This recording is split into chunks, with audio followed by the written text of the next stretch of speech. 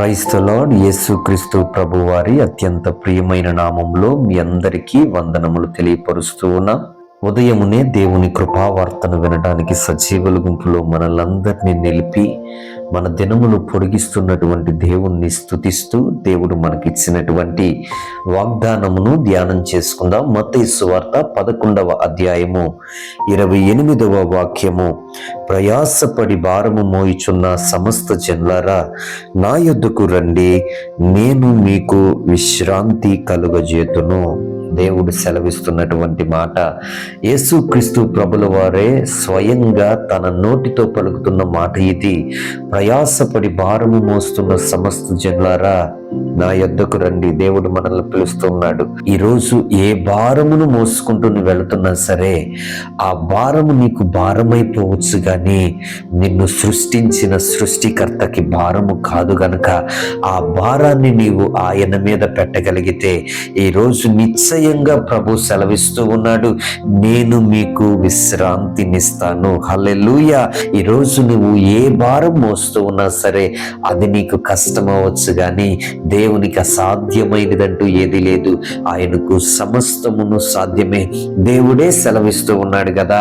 68వ కీర్తన 19వ వచనంలో భక్తుడు అంటాడు, అనుదినము ఆయన మన భారాన్ని భరించుచున్నాడు. దేవుడు ప్రతి దినము కూడా మన భారాన్ని భరిస్తూ ఉన్నప్పుడు ఎందుకు ఇంకా మనం మన భారాన్ని మన మీదే పెట్టుకొని, మన శ్రమలను మన మీదే పెట్టుకొని మనమే మోసుకుంటూ కష్టపడతాం? దేవుడు అంటున్నాడు కదా, నా యొద్దకు రండి, మీ భారము నా పైన మోపండి, నేను మీకు విశ్రాంతినిస్తానని దేవుడు సెలవిస్తూ ఉన్నాడు కదా.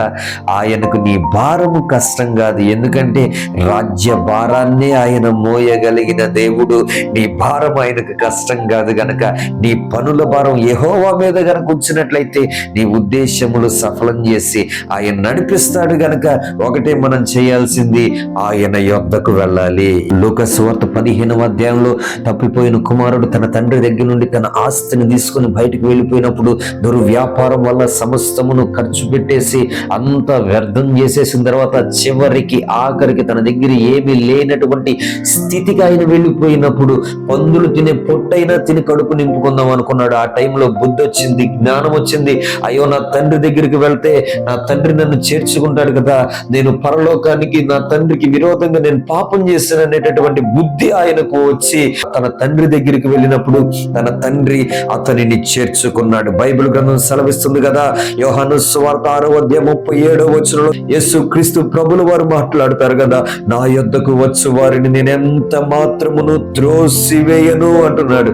Whoever comes to me, I will never drive away. చంద్రకుమారుడు ఎప్పుడైతే తండ్రి దగ్గరికి వచ్చాడో, తండ్రి ఆయన దగ్గరికి వెళ్ళలేదు, తప్పిపోయి కుమారుడే తండ్రి దగ్గరికి వచ్చేంత వరకు తండ్రి ఎదురు చూచాడు. వచ్చేంత వరకు, ఆయన దగ్గరికి వచ్చేంత వరకు ఆయన ఎదురు చూస్తూ ఉన్నాడు. ఒకవేళ ఆయనకు దూరంగా వెళ్ళిపోతున్నావేమో, వెనక్కి వెళ్ళిపోతున్నావేమో, ఈ ఉదయకాల సమయంలో దేవునితో మాట్లాడుతున్నాడు. ఆయన దగ్గరికి రా, హృదయపూర్వకంగా ఆయన దగ్గరికి రాగలిగితే ఆయన నిన్ను ఎంత మాత్రము త్రోసివేయడు, నిన్ను చేర్చుకుంటాడు. నిన్ను బట్టి ఆయన సంతోషించే దేవుడు. హల్లెలూయా. ఇల్లు వదిలిపెట్టి ఎందుకు వెళ్ళిపోయావు, ఇప్పుడు ఎందుకు వచ్చావు అని నిన్ను ప్రశ్నించే దేవుడు కాదు. హృదయపూర్వకంగా నీలో మార్పు వచ్చి ఆయన దగ్గరకు గనక రాగలిగితే ఆయన నిన్ను చేర్చుకునే దేవుడు. ఈ రోజు వాక్యం వింటున్న ప్రియ సహోదరి సహోదరుడా, ఒకవేళ దేవునికి దూరంగా వెళ్ళిపోతున్నావేమో, ప్రార్థన చేయలేక, వాక్యము చదవలేక, భక్తిలో ముందుకు వెళ్ళలేక, విశ్వాసములో బలహీనపడిపోయి వెనక్కి వెళ్ళిపోతున్నావేమో, దూరంగా వెళ్ళిపోతున్నావేమో, దేవుడు నీతో మాట్లాడుతున్నాడు. తిరిగిరా, తిరిగిరా, నా యొద్దకు రా, నా యొద్దకు వచ్చు వారిని నేను ఎంత మాత్రము తోసివేయనని సెలవిస్తున్నాడు. ఆయన దగ్గరికి రా. రూతు బోయజు పొలం దగ్గరికి వచ్చినప్పుడు బోయజ్ అంటున్నాడు, అమ్మా, ఈ పొలాన్ని విడిచిపెట్టి నువ్వు వెళ్ళద్దు ఎక్కడికి, నీ గురించి నాకు తెలుసు, సమస్తం తెలుసు, నువ్వు సమస్తాన్ని విడిచిపెట్టుకొని వచ్చావు. ఇశ్రాయేలు దేవుడైన యెహోవా రెక్కల కింద సురక్షితముగా ఉండినట్లు నువ్వు వచ్చి వచ్చావు గనుక ఆయన నీకు సంపూర్ణమైన బహుమానం ఇచ్చును. హల్లెలూయా.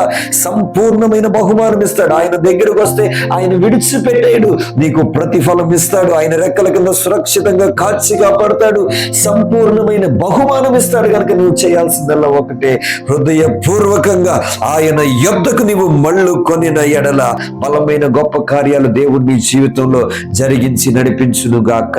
ప్రార్థన చేసుకుందాం. ప్రేమగల మా తండ్రి, కృపగల దేవ, మీకే స్తోత్రాలు.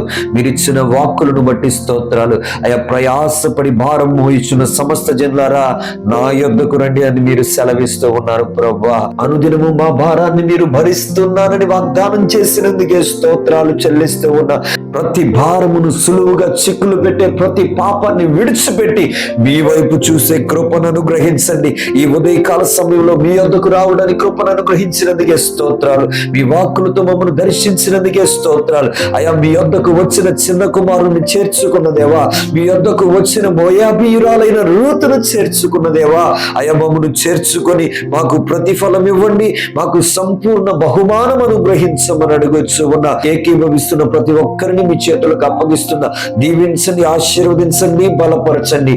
చేస్తున్న ప్రయాణాలలో మీ కాపుదలు ఉంచండి అయా. ఎవరెవరైతే అనారోగ్యములతో ఇబ్బంది పడుతూ ఉన్నారో అయా, వారిని మీ గాయపడిన చేతుల ద్వారా తాకమని అడుగుతున్న యేసు నామములో స్వస్థత కలుగును గాక అయా. ప్రతి అవయవాలను మీరు ముట్టండి, ప్రతి నరములను మీరు ముట్టండి, దేహములో ప్రతి భాగాన్ని ముట్టండి. మీ రక్తం చేత ప్రోక్షించి శుద్ధి చేసి సంపూర్ణ స్వస్థతను అనుగ్రహించండి. ఏకీభవిస్తున్న ప్రతి ఒక్కరు యేసు నామములో స్వస్థత పొందుకొందురు గాక.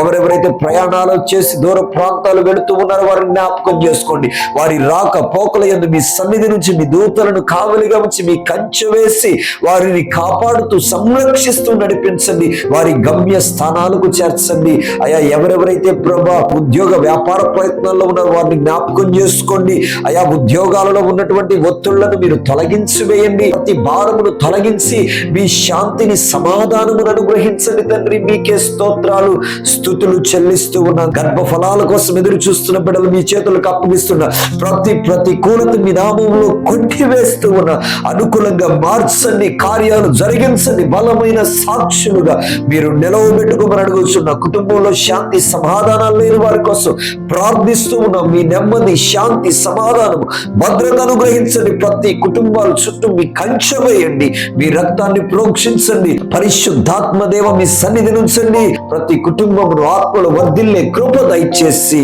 మీరే నడిపించుమని మీకే మహిమ చెల్లిస్తూ సమస్త మహిమ ఘనత ప్రభావములు మీకే ఆరోపిస్తూ యేసు పరిశుద్ధ నామములో ప్రార్థించి స్తుతించి వేడుకొనుచున్నాం తండ్రి. ఆమేన్, ఆమేన్. అందరికీ వందనములు. దేవుడు మిమ్మల్ని దీవించును గాక. ఆమేన్.